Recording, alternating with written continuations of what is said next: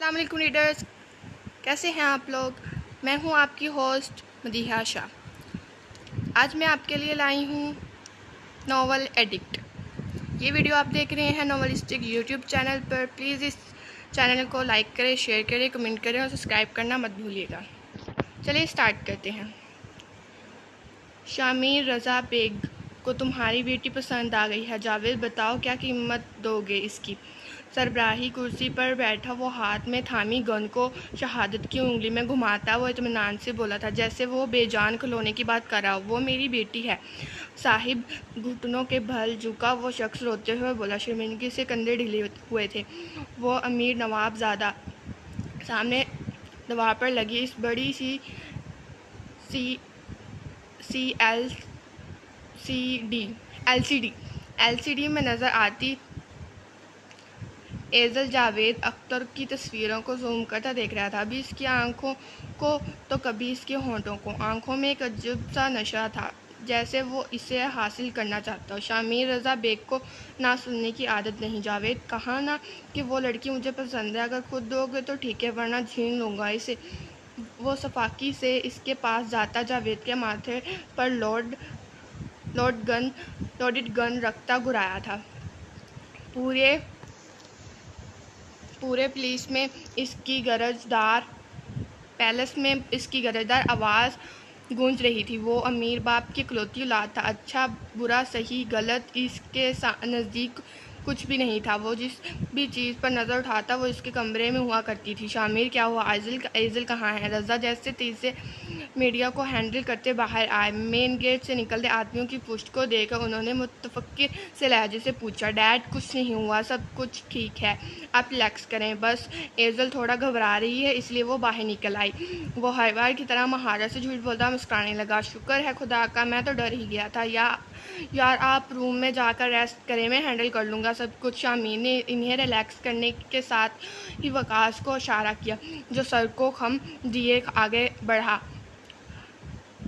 अरे बेटा, तुमने कभी संभाला नहीं, इन चीज़ों को कैसे हैंडल करोगे। रज़ा ने अपनी परेशानी जाहिर की। डैड करता नहीं हूँ इसका मतलब ये हरगिज़ नहीं है कि मैं कुछ नहीं कर सकता। आप जाएं और परसकून होकर सो जाएं। वकास अपने हाथों से डैड को ले जाओ। बेटा मैं ठीक हूँ, तुम क्यों कल से बहकी हुई बातें कर रहे हो। जाने कौन सी मेडिसिन उठा लाए हो। रज़ा ने गफगी जाहिर की तो शामिर मुस्कुराया। डैड भरोसा रखें, अभी आपकी बहुत ज़रूरत है, कुछ अच्छा ही खिलाऊंगा। वो अपनी पुरानी टून में कहता रज़ा के घूरने पर आंख विंग कर गया।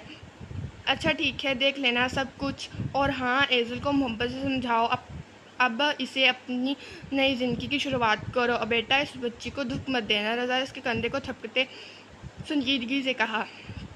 शामिर ने फ़ौरन सर को हाँ में हिलाया और रज़ा मुस्कुराते हुए कमरे की तरफ बढ़ गया। ये साल क्या हुआ, ये किस से झगड़ा करके आए हो तुमको किसने मारा है मेरे बच्चे को। ज़मीरा इसे घर लाया था। ज़मीर इसे घर लाया था। इस वक्त जिस कदर अजियत का शिकार था, ज़मीर को यही ठीक लगा। मगर ज़किया तो यसाल के चेहरे से बहते खून को देखते हुई बेचैन हुई थी। आंटी कुछ नहीं हुआ, वो बस अम्मी आप चाहती हैं मैं सफीना से शादी कर लूँ। समीर के हाथ में अपना बाजू आज़ाद कराते यसाल ने बेहद संजीदगी से कहा। इसकी सुर्ख आंखें इसके अंदर लगी आग की खुमारी कर रही थीं। बिखरा हुलिया शिकस्त खूदगी का समा था। सफीना जो किचन में खाना गर्म कर रही थी, ये साल के मुंह से ये सुनते इसके माथे पर बल पड़े। हाँ बेटा चाहती हूँ, मगर कुछ नहीं, मैं अभी इसी वक्त सफीना से शादी करना चाहता हूँ। ये साल ने बिल्कुल सदलहजे में कहा। ज़मीर और ज़किया हक्का बक्का सुन कर रह गए। अरे क्या बकवास कर रहा है तू, ऐसे होती है शादी क्या। आगे कम इज्जत मिट्टी में मिली है जो रहती की सहती कसर भी पूरे करेगा तू। प्रवेश साहिब जो कमरे से बाहर निकले थे, ये साल के आखिरी जुमले पर वो रोबोट आवाज़ में बोले, अगर आप नहीं चाहते मैं ये घर छोड़ कर जाऊँ तो अभी इसी वक्त मेरा निकाह सफीना से करवाएं। ये साल के तासुरात अभी ही वैसे थे। संजीदगी बड़े स्पार्ट लो, सुन लो अपनी बेटी की बकवास। अरे क्या हो गया है? जो अगर कह रहा है तो क्या है? जाओ समीर, बेटा मौलवी को गवाहन को का बंदोबस्त करो। अल्लाह अल्लाह करके मेरा बच्चा माना है निकाह को, मैं आज ही इसका निकाह करवाऊंगी। सफीना का दिल तेजी से धड़क रहा था। ये सब कुछ भी हो रहा था बहुत अजीब था। वो विशाल के अचानक इस फैसले पर हैरान थी, मगर वो अनजान थी कि मोहब्बत के पीछे राखवार होती रही है। वही मोहब्बत इसकी नस्वानियत को कैसे नोचेगी? अगर इज़्ज़त नफ्स की को कैसे रोन कर इसे जी जिंदा तलाश बना देगी? वो सारा फंक्शन अच्छे से इख्तिताम तक पहुँचाए। अब सभी के चले जाने के बाद हारा रूम में आया था। एज़ल बाहर नहीं आई थी दोबारा, जिसकी वजह से आमिर इसको तबीयत ख़राब झूठ बोलना पड़ा। वो बेहद खुशी से दिल इस फंक्शन को सार्ट आउट करता रहा, मगर जहन अभी तक एज़ल की नम निगाहों से अटका था। जो मोहब्बत, जो चाहत इसने सीन गजाली आंखों यसाल के लिए देखी थी, ऐसी चाहत इसे पहले कभी नहीं देखी थी। टाई की नाट ढीली करते सोफे पर आड़ा तिरछा गिरा था। जब मिसेस मॉर्गन खाने की ट्रे लेकर रूम में आई थी, आप रखते, मैं खिला दूंगा एज़ल को, वो थके लहजे में आंखें मूंदे बोला। मैं तो मिसेस मॉर्गन रूम से चली गई। शामिर ने कोट उतार नीचे फेंका। वो एक गहरी सांस फिजा के सुपुर्द करते वो एज़ल को ढूंढता बाथरूम में पहुंचा। इसे वहां ना पाते हुए माथे पर बल पड़े नुमाया हुए थे। इतना वो जानता था कि वो कहीं थी इसी रूम में। जब भी वो स्विमिंग एरिया में जाने बढ़ा, दरवाज़ा खोल जैसे ही इसकी निगाहें उठाए, सामने देखा एक कदम थमे थे। एज़ल वहीं पूल के पास बैठी। थोड़ी देर पहले हिजाब में मुकीद आबशार इस वक्त इसके कमर पर बिखरे हुए थे। वो यकीनन वो रो रही थी। शामी ने तासुब से सर को नफ़ी में हिलाया और चलता इसके करीब गया। हाथ छोड़ो मेरा, मैंने कहा हाथ छोड़ो मेरा। शामी ने झुकते इसकी नाजुक कलाई को दबोचे से इसे कदम में खड़ा किया। एज़ल के समझने से पहले वो इसे घसीटते अपने साथ ले जाने लगा। जब एज़ल नफरत से गराई इसकी कलाई को छुड़ाने के मचलने लगी, जबकि शामिर बिना असर किए इसे खींचता सीधा वाशरूम में घुसा। अपना अब इसका हाथ रगड़ रहा था। क्या कर रहे हो? छोड़ो मुझे, हाथ छोड़ो मेरा हाथ। शामिर वो पानी से एज़ल के हाथ को धो रहा था जब एज़ल ने माथे पर बल डाले नफरत से इसका हाथ खींचने की कोशिश करते कहा, शट अप, खामोश रहो।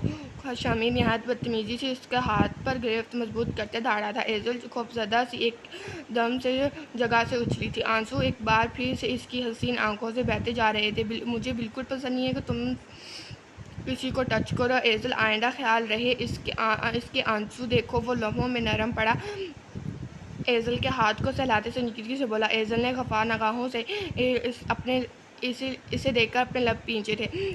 ये सब तुम्हारी वजह से हुआ है शामिर, तुम मुजरिम हो, कातिल हो। मेरी खुशियों के इसके सीने पर नाजुक हाथ मारती वो चलाई थी। ना तुम मेरी ज़िंदगी में आते हो, ना ये सब कुछ होता है। तुम्हारी वजह से यसाल ने मुझे झूठ कहा, मेरी मोहब्बत को गाली दी। मैंने कभी अपनी मोहब्बत में बेईमानी नहीं की।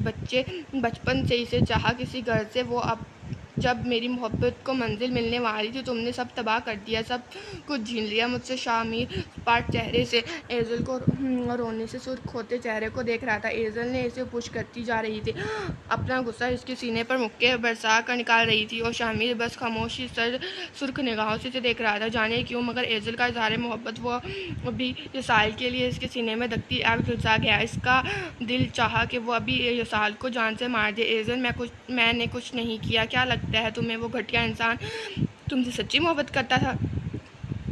मोहब्बत करने वाले इल्ज़ाम तराशी नहीं करते, वो अपनी मोहब्बत पर यकीन रखते हैं, ना कि आंखों देखे को सच मान लेते हैं। दूर हो मुझसे, मेरी नफ़रत आज बढ़ गई है तुम्हारे लिए।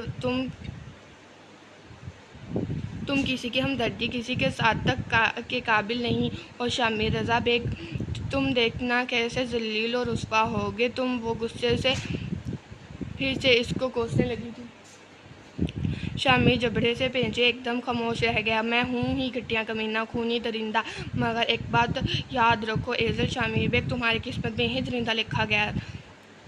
वो मेरे सिवा दूसरा मर्द तुम्हें छूना तो दूर देखने तक की गुस्ताखी करेगा तो इसकी खाल देगा। ये शामिर रज़ा बेग एकदम से अपनी भारी हाथ एजल की नाजुक कमर के गिर्द हमाइल करते इसने झटके से इसकी नाजुक सी लड़की को अपने करीब किया।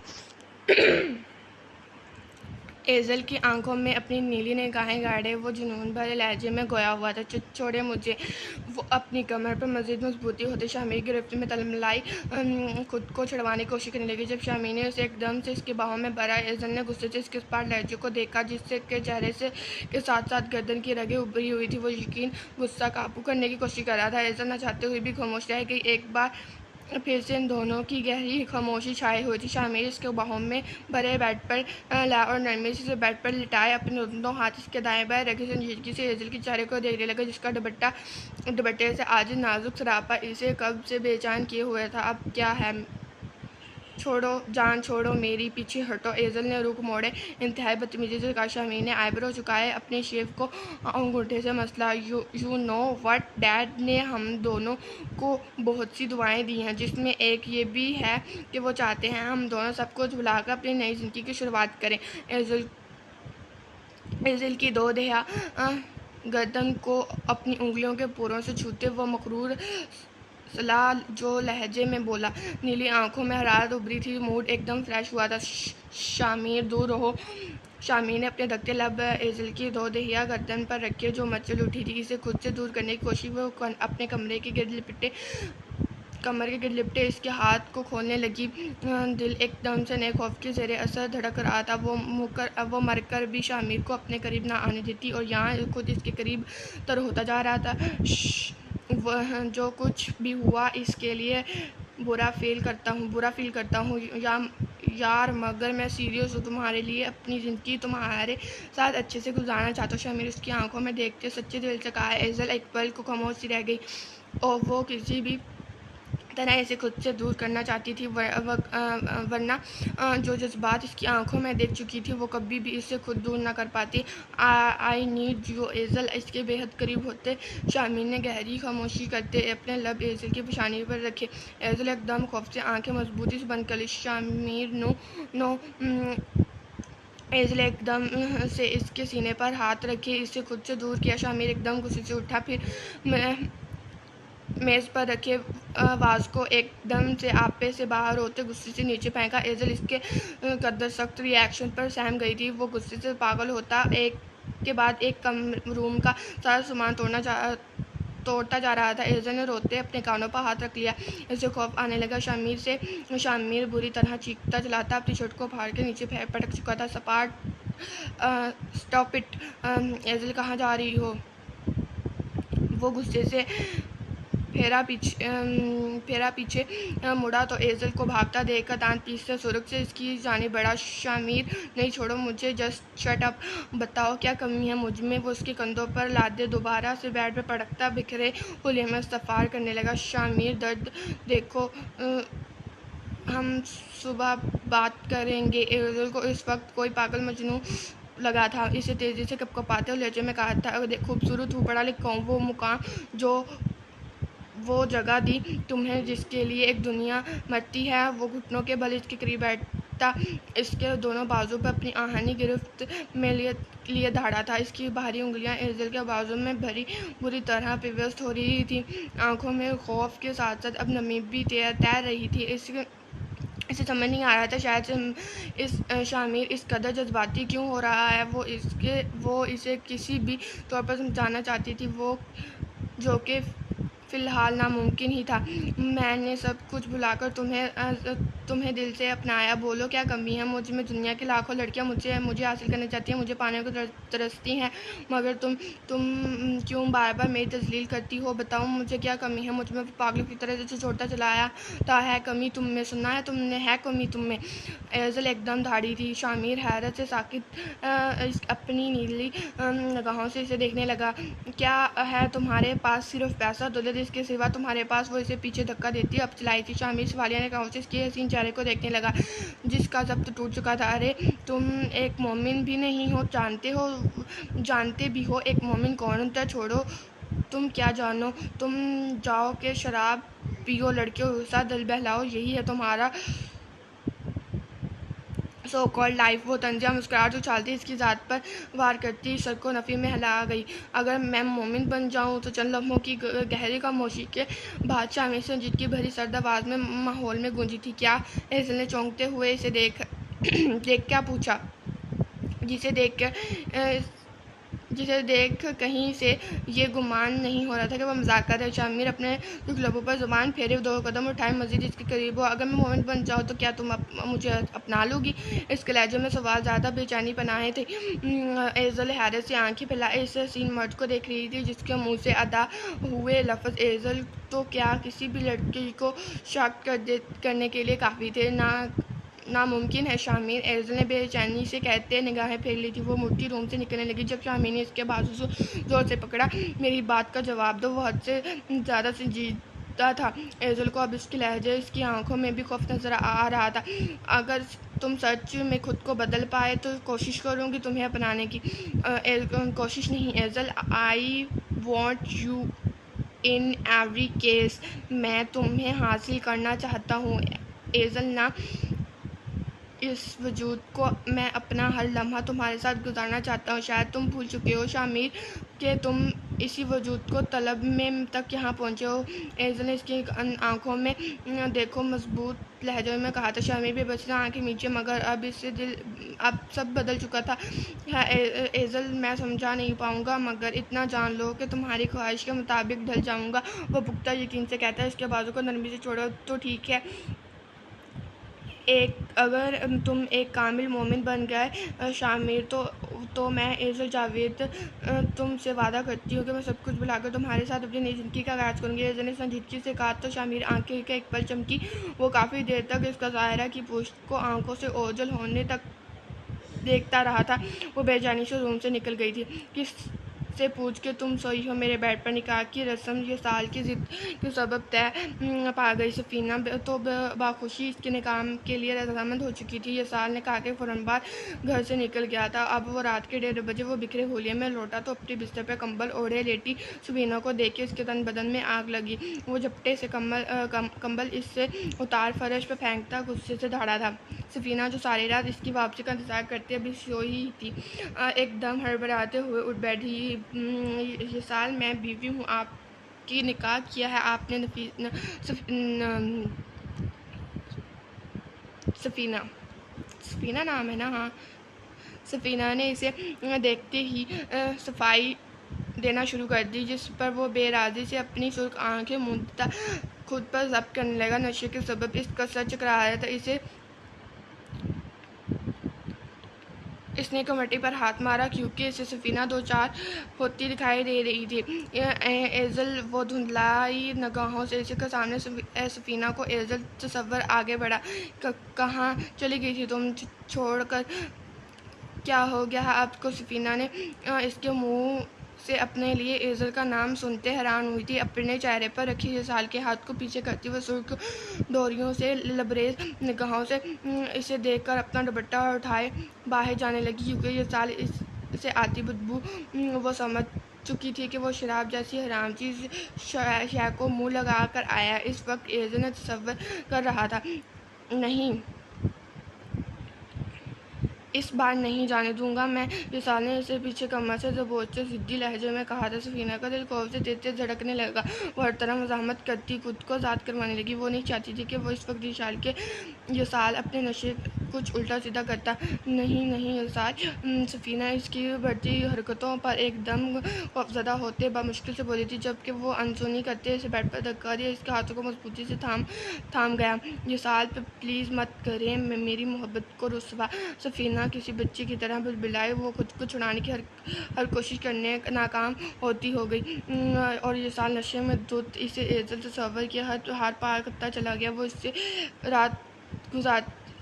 गुजारती रात ने सफ़ीना से इसका मान, इसकी इज़्ज़त का गुरूर, इसकी मोहब्बत भरम सब कुछ टूट लिया था। वो शख्स सारी रात इसे कान में मदहोशी भरी मोहब्बत की सरगोशियाँ करता रहा और इसने इतनी बार एजल कहा तो इससे सफ़ीना को अपने नाम से, अपनी ज़ात से तक नफरत हो चुकी थी। वो किसी जिंदा लाश की तरह साकित सी पड़ी थी। वो इस गहरी रात ने इसकी खुशियाँ, इसकी ज़िंदगी सब कुछ छीन ली थी। मगर वो अनजान थी कि उसकी ज़ात के साथ ये साल अख्तर की ज़ात भी तबाही के नए पाइंदे से बंद हो चुकी है, जिसके आगे वो बेबस होने वाला था। तुम यहाँ क्यों सोई हो? काफ़ी देर तक एज़ल का इंतज़ार करते जब वो रूम से बाहर आई तो शामिर खुद पर इसके पीछे निकला। इसे लाउंज में सोफे पर लेटा देखकर वो गुस्से से हाथ सीने पर बांधे पूछने लगा, एज़ल जाग रही थी तुम? मगर कहा कुछ नहीं। शामिर दांत पीसते आगे बढ़ा, उसके बाहों में भटते दोबारा इसे रूम में की तरफ ले जाने लगा। मेरा दिमाग बहुत घूमा हुआ है शामिर, खुदा के लिए अकेला छोड़ दो। एज़ल सुपार लहजे में गोया हुई थी, मगर वो बिना कान धरे इसे उठाए रूम की जानिब लेकर, देखो लड़ाई अपनी जगह, मगर तुम सोगी बेड पर। मगर मुझे नहीं सोना, वो बात काटते तेजी से चिल्लाई, मेरा मूड ख़राब मत करो एज़ल, वरना अच्छा नहीं होगा। वो नीचे निगाहों से नाजुक सी लड़की को अपने पास लिटाने लगा। मुझे मालूम था तुम एक नंबर का घटिया कमीना इंसान हो। अब अपने इन हसीन लबों को बंद करो और दूर रहना। अगर मैंने गुस्ताखी की तो अच्छा नहीं होगा। वो शरीर निगाहों से इसके लबों को देखकर हल्के से मुस्कुराहट से मुस्कुराने लगा।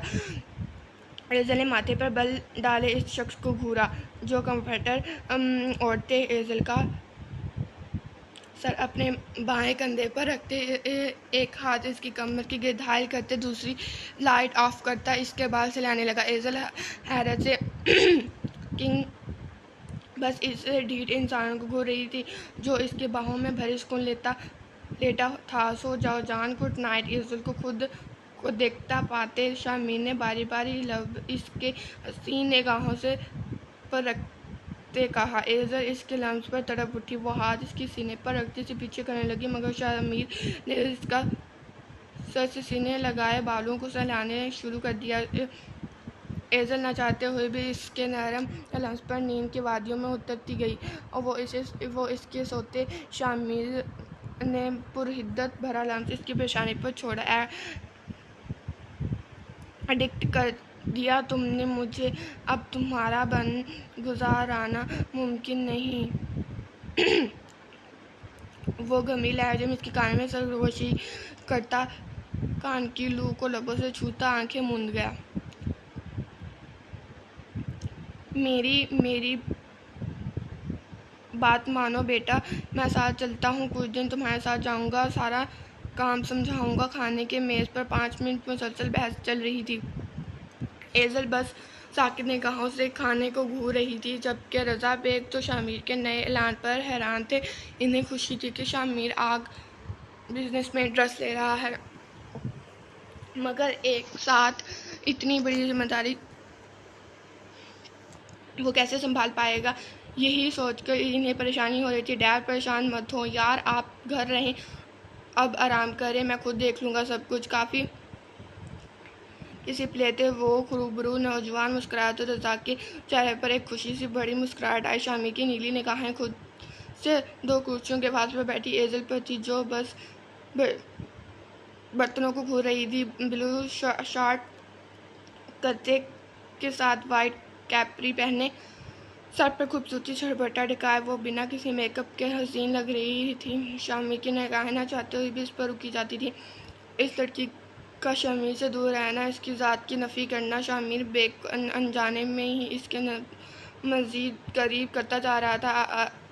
अरे मैम आए ज्वाइन करें हम। मैं बेग 2 से उजरत में अंदर आती तो मीना बेगम को देखे शामिर ने मोहब्बत से इन्हें ऑफर की, जो कल रात से ही घर नहीं आई हुई। जब ये लड़की खा रही है तुम्हारे साथ मेरी कमी है क्या? वो खा जाने वाली निगाहों से एज़ल को वजूद को घूरते नफरत से बोली। शामिर ने गहरी सांस फिजा की सुपुर्द की और जगह से उठते वो खफा खड़ी अपनी माम के पास गया। शामिर उतारो मुझे, ये क्या बदतमीज़ी है? शामिर ने बजाय सवाल की जवाब के डायरेक्ट इन्हें गोद में उठाया। तो मीना को इसकी तवक्को हरगिज़ नहीं थी। वरबराहट से कहती अपनी शहजादों सी आंख बान वाले बेटे को देखने लगी, जो इन्हें उठाया सीधा डाइनिंग टेबल पर गया और अपनी कुर्सी पर इन्हें आराम से बिठाया। माम आपको याद है बचपन में आप मुझे ऐसा नाश्ते करवाती थी? आज आपकी बारी, मुस्कुराते हुए गोया था। वाइट शर्ट के ऊपर टाई पहनने, गोल्डन बाल सिल्की से पफ स्टाइल में खड़े, हल्की सी ब्रेड में इसके गालों पर उभरते वो खूबसूरत गड़े हसीन नीली निगाहें इसके होंठों से मुस्कुरा रही थी। एक हाथ कुर्सी पर रखे दूसरे से तमीना को खाना शुरू करने लगा। तमीना बेगम ने एक भरपूर निगाह अपने खुद ब्रो बेटे पर डाली, जो फिर से इसका हाथ चूमे ढेरों दवाएं दे डाली। रज़ा बस खामोशी से अपने बेटे को देख रहे थे। शामिर मैं आया ये एक फेज़ बदलाव के दिल की धड़कनों को बढ़ा रहा था। 1% वो कोई भी लम्हा ज़ाया नहीं करना चाहते थे, इसीलिए बिना पलके झपके इस खूबसूरत मंजर को आंखों में कैद करने लगे। शामिर बेटा ऐसा करो, तुम बच्ची के साथ यूरोप घूम आओ, नई शादी हुई है, जब वापस आओगे तो बिजनेस संभाल लेना। रज़ा ने गला कंगालते हुए तहम्मुल से बात करने का आगाज़ की। शामिर की निगाह बेसकत का हसीन दिल पर अटकी, जो गुलाबी उंगलियों को मरोड़ती है। वो अपनी सुर्ख पंखुड़ियों को दांतों से तले दबा गई। एज़ल ने बेसाख्ता निगाहें उठाई तो इसे देख के जो दीदा दिलेरी से इसे ही देख रहा था। एकदम से इसे ढेरों शर्म ने घेर लिया। वो बाबा कान के पीछे बाल अड़सने लगी। इसे हरकत पर शामिर की शायब निगाहों ने सुर्खी उड़ा गई। डैड, मैं और एज़ल अभी नहीं जाना चाहते। हमारी रात को बात हुई थी इस मामले पे। एज़ल अभी मेरे साथ यहीं रहना चाहती है वो, और वैसे भी हनीमून पर आप और मॉम जा रहे हैं। ये रही आप दोनों की टिकट। इसने कुर्सी पर रखे अपने कोट की जेब से 2 टिकट्स निकालते मेज़ पर रखी थी। एज़ल को हक्का बक्का सी निगाहों मुंह खोले हैरत से झूठे इंसान को गुस्से से देख रही थी, जबकि रज़ा तो इसकी उल्टी मंतिक पर हैरान थे। बेटा, हमारी उम्र हो चुकी है, हम कहाँ जाएंगे? ऐसा करो तुम हो आओ, रज़ा ने शर्म से सुर्ख चेहरे से कहा, जबकि तमीना बेगम गहरी सोच में थी। अरे डैड, शर्मा क्यों रहे हैं? हनीमून का भी कोई टाइम या उम्र होती है? मेरा दिल चाह रहा है आप और मॉम को हनीमून पर जाएं, तो मतलब आप जाएंगे। शामिर ने लापरवाही से सर को नफ़ी में झटकते कहा था, जबकि एज़ल इससे बेशर्म शख्स को दिल ही दिल में गालियों से नवाज रही थी।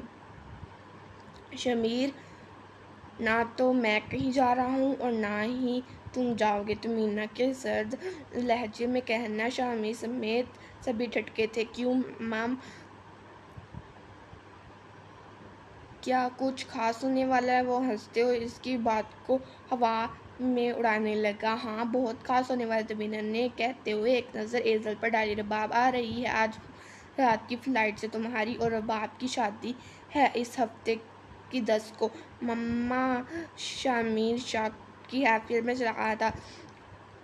हैरत से एज़ल को अपने डैड को देखा था। एज़ल ने तंजिया मुस्कुराहट उछालते हाथ वापस खींच लिया और बिना कुछ कहे अपने रूम की जानिब चली गई। मुझे ज़रूरी काम भी करने हैं, वापसी पर रूबी को पिक कर लेना। तमीना ने एक काटता नज़रें रज़ा पर डाले शामिर को हुक्म दिया, जो लपीच गया। ये साल सफ़ीना क्यों गई है वापस? क्या तुम दोनों झगड़े हो? आज 2 हफ्ते हो चले थे इस वाक़ये को। ये साल ने बज़ाहिर इस सारे हादसे का इल्ज़ाम सफ़ीना पर लगा दिया था, मगर वो खुद भी जानता था कि नशे में दूध खुद बह चुका था। सफ़ीना बिना कुछ कहे अपने घर वापस चली गई थी। इस सारे अरसे में ये साल आज हफ्ते बाद घर लौटा था। मेरा इससे ऐसा कोई रिश्ता नहीं है कि मैं इसके झगड़ूंगा। जो जूते उतारते वो सख्त बेजारी से बोला था। ज़किया ने माथे पर बल पड़े से घूरा था। क्या ताल्लुक़ है इससे फिर तेरा? बता मुझे। इसकी सुतीली माँ सुबह से 10 फ़ोन कर चुकी है। क्या क्या है इसे? क्या किया है इसे? निकाह हुआ है भी है या फिर इससे ऐसे ही मुंह में काला करके आई है किसी के साथ? ज़किया ने इसे खा जाने वाली निगाहों से घूरा, जो अपनी चादर निकाल लाई। क्या कहना चाहती हो हैं आप अम्मी? वो बाहर आए तो ये साल अभी उलझन से इन्हें देख रहा था।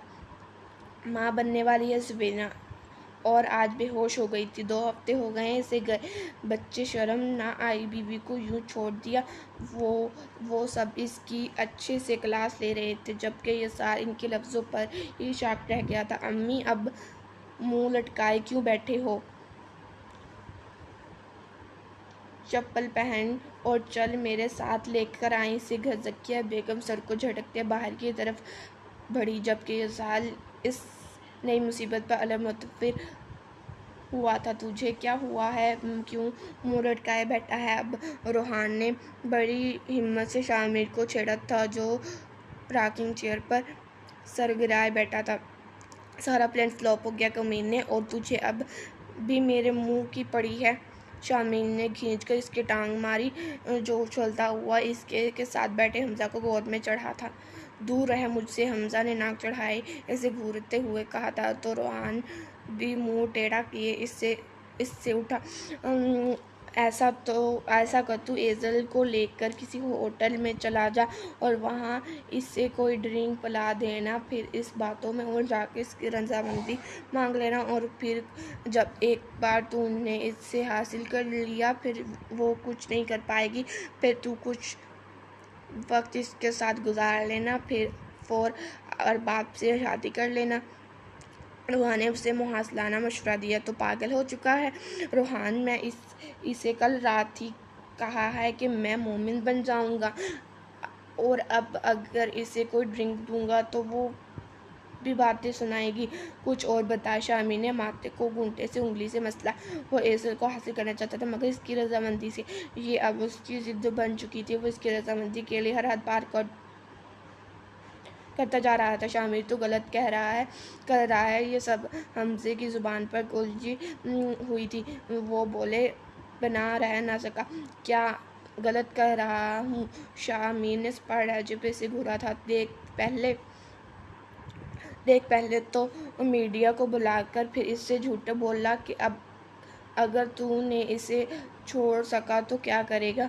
हमजा को शुरू दिन से ही इसके सारे मामले में उलझन बेचैनी थी। वो यही बात शामिर का मूड ऑफ करती थी। अगर ना छोड़ सका तो नहीं छोड़ूंगा, अगर और कुछ। वो नहायत अकड़े लहजे में बोला तो हमजा लब बीज गया। मैंने सोच लिया है मुझे क्या करना है करने वाला है तू? रोहान ने बेचाने से पूछा। रूबी से मिलने जा रहा हूँ। वो कोट के बटन बंद करता आंख विंग किए बोला। तो रोहान का जानदार कहका गूंजा था, ये पछताएगा। हमजा ने शामिर की पूछ को देखा रोहान से कहा, जो कंधे उचका गया। मिस रूबी आपको बुला रहे हैं। आपको कोई बुला रहा है। वो होटल में के साथ आई थी। वो इसका काफ़ी क्लोज फ्रेंड था। जब मैनेजर इसके पास आया, ओके कहाँ? रूबी ने तजस्सुस से पूछा। तो मैनेजर ने रूम की जानिब इशारा किया। रूबी एक दांत से चलती रूम तक पहुंची। इससे पहले से वो पेल देती। किसी ने तेज़ी से इसे खींचते दरवाज़ा लॉक किए, ऐसे दरवाजे से पिन किया। अमीर रूबी ने अपने बेइंतहा करीब इसे खुद पर खूबरू जवान को देखकर हैरत और जोश में बोली, जो शर्टलेस सालबों पर काफ़ी मानी खेज मुस्कुराहट सजा हुआ। कैसा लगा सरप्राइज़? शामी ने इसके लबों को चूमते कमरे की तरफ इशारा किया, जो काफ़ी खूबसूरती से सजाया गया था। मैं कुछ ज़्यादा ही ख़ास लग रहा हूँ। रूबी ने इसके शफाफ सीने पर अपना नाजुक हाथ रखते इससे खुद से दूर किया और अपनी तहनबी निगाहों पूरे कमरे पर डाली। जब शामी से पीछे बाहों से भरा, तुम यहाँ कैसे? मैं खुद आने वाली थी। आंटी शादी का प्लान कर रही हैं।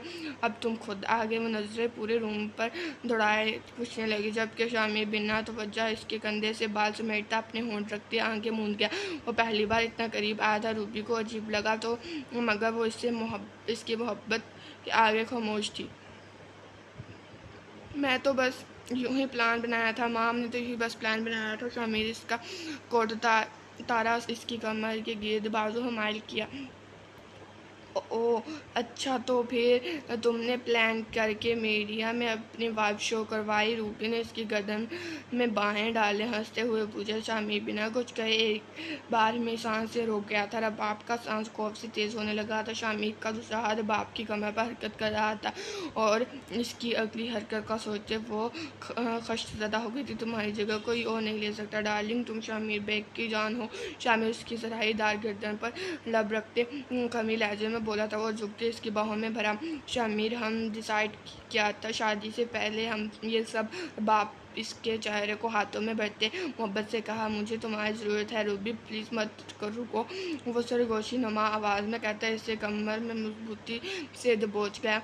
रबाब का सांस उखड़ने लगा। इससे पहले शामिर कुछ मजीद रबाब ने इसके सीने पर हाथ रखे इसे खुद से दूर किया। क्या हो? शामिर ने बेतासुर लहजे में पूछा। मुझे जाना है, सॉरी। वो शर्ट ठीक करते फ़ौरन इसे बेड से उतरी थी। वो बिना कुछ कहे और कोट उठाए रूम से निकल गई। शामिर काफ़ी देर तक दरवाजे को घूरता रहा और फिर सिगरेट निकाल कर इसे लबों से लगाया और सब इसका सेल रंग था। मखसूस मैसेज देखकर शामिर ने मुख्तसर जवाब दिया और सेल ऑफ कर दिया। वो अब इसकी मंजिल एजल थी। वो 3 घंटों के बाद सीधा पाकिस्तान आया था।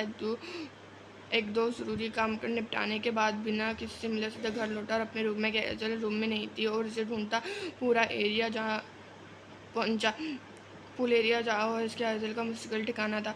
यहाँ क्या कर रही हो? शामिर का फॉल करते इसके हाथ पीछे जाकर खड़ा हुआ। एजल चौंकी बस खामोशी से पानी को देख रही थी। पूछूगी नहीं आज का पहला दिन कैसा गुजरा? बेतकलीफ से थोड़ी इसके कंधे पर धीरे वो दोस्ताना अंदाज में पूछने लगा। यकीनन काफ़ी अच्छा गुजरा होगा, परफ्यूम की खुशबू से पता चल रहा है। एजल ने से आसमान को देख सपाट लहजे में कहा था। ज़्यादा खुश नहीं, बस 2-4 हग किए। तुम दोबारा किसकी और जस पकड़ा था।